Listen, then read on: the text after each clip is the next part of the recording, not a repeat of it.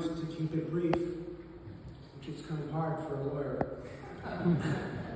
But I did want to take the chance, echoing Tony's sentiments. I hope everyone can give a donation to the fund on Peter's behalf. And I also want to mention while I'm here two incredible memories that I have of Peter. One was years ago, my wife and I went to Hawaii, and we searched out his father's headstone. And we went there, we photographed it, we brought it back to Peter, and I'll never forget, with tears in his eyes, because he was so much about family. With tears in his eyes, he said, "Thank you. This is one of the greatest gifts I have ever been given." So I wanted to mention that in light of Peter's incredible personality and personage.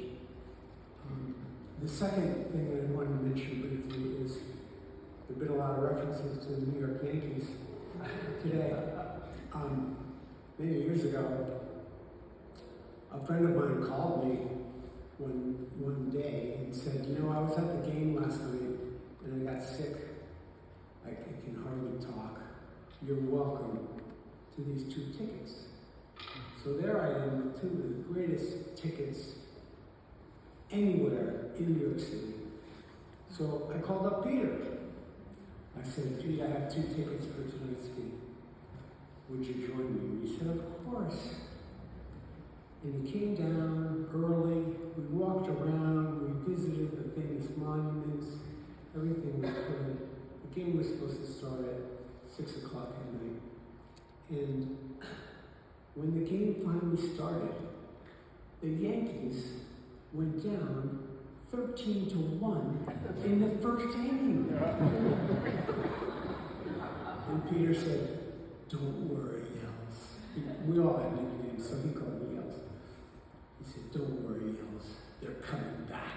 I said, "Coming back?" It's down 13-1. And the game ended 13-2.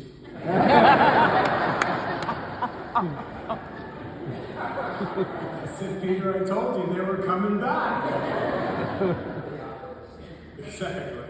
So anyway, he's, as Tony and many others said today, he was one of the nearest and dearest friends in my life. I graduated from John Jay High School a year after Tony in 1973, and Peter has always, always, always been there for me. I'll end with this. On 9/11, this year, 9/11,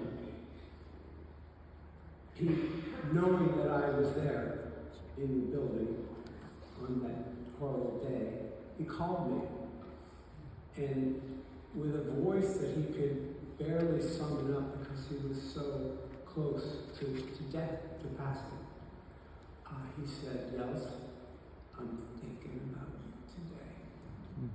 And it was just the most beautiful and memorable things that could happen to me. And that's what Peter's all about. And everyone touched on that. His inspiration, his fortitude, the way he lived his life. It was a beautiful life. And so I just want to say, never really say goodbye, but I wanted to say that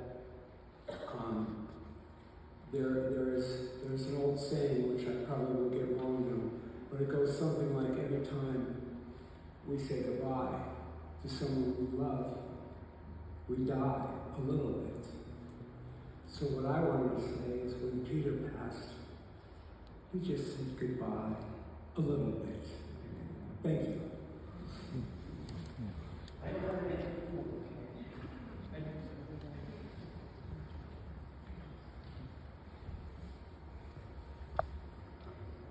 My meditation will be brief, but I hope the words shared are important.